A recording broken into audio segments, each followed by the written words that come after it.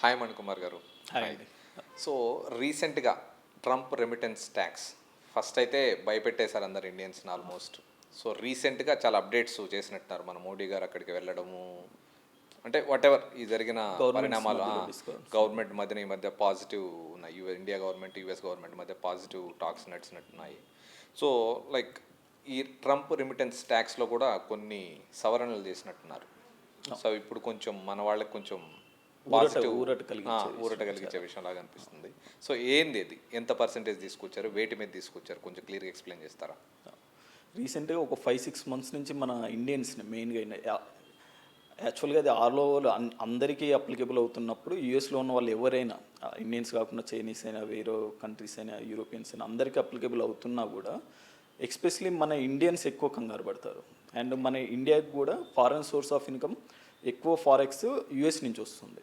So around $32 billion every year US నుంచి ఇండియాకి transfer చేస్తారు మన ఇండియన్స్. సో వాళ్ళందరూ లాస్ట్ 5-6 months నుంచి చాలా కంగారు పడుతున్న విషయానికి ఇప్పుడు ఒక ఊరట వచ్చింది. అంటే 99% చాలామందికి చాలా ట్రాన్సాక్షన్స్ మీద లివీ అనేది లేకుండా పోయింది, అంటే తక్కువైపోయింది అనమాట. ఓకే. సో ఫస్ట్ ట్రంప్ 5% అని తీసుకొచ్చారు, తర్వాత హౌసెస్లో అది 3.5% తగ్గించి పాస్ చేశారు. ఫైనల్గా సెనేట్లో దాన్ని 1%కి తగ్గించారు. Okay. So final bill 1% pass అయింది. అది కూడా ఆల్ టైప్ ఆఫ్ రెమిటెన్స్ మీద కాదు, just cash transactions and other than approve transactions.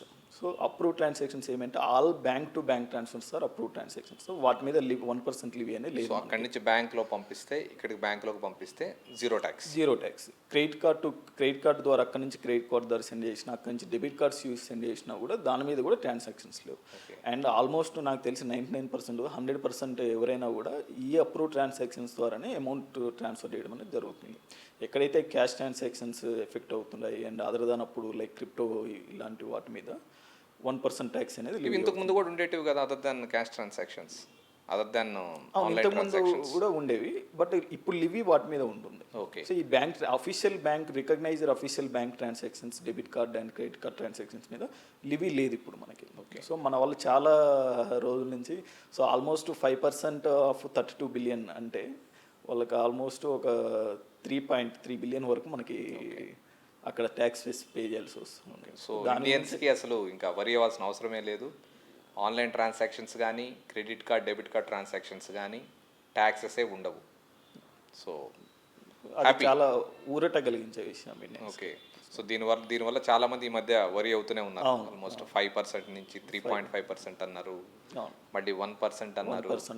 1%లో కూడా రీసెంట్గా ఆల్మోస్ట్ నెగ్లిజిబుల్ ట్రాన్సాక్షన్స్ మీదనే క్యాష్ ట్రాన్సాక్షన్స్, ఈ క్రిప్టో కరెన్సీ లేకపోతే బిట్కాయిన్ లాంటి వాటి మీద మాత్రమే ఉంటాయి, కానీ ఆన్లైన్ ట్రాన్సాక్షన్స్ మీద ఎటువంటి ట్యాక్స్ ఉండదు. అఫీషియల్ రికగ్నైజ్డ్ వేస్ ద్వారా మనం అమౌంట్ సెండ్ చేయడం వాటి మీద ఎటువంటి ట్యాక్స్ లేదు. Okay, thank you.